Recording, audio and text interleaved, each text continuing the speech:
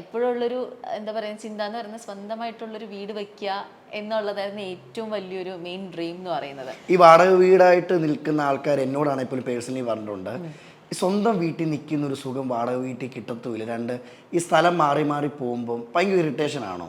സ്ഥലം മാറിപ്പോ അങ്ങനെ ഒരു ഇറിറ്റേഷൻ തോന്നിയിട്ടില്ല. കാരണം ഞങ്ങളിത് യൂസ്ഡായി ചെറുപ്പം മുതൽ പ്രസവിച്ചിട്ടതേ വാടക വീട്ടില്.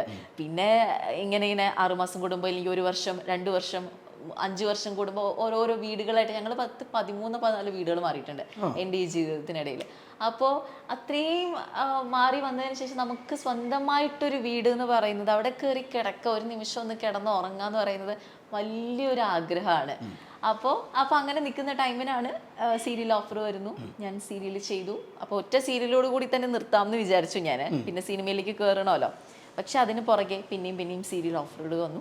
ഇപ്പം ഞാൻ 7ാമത്തെ സീരിയലാണ് ചെയ്തത്.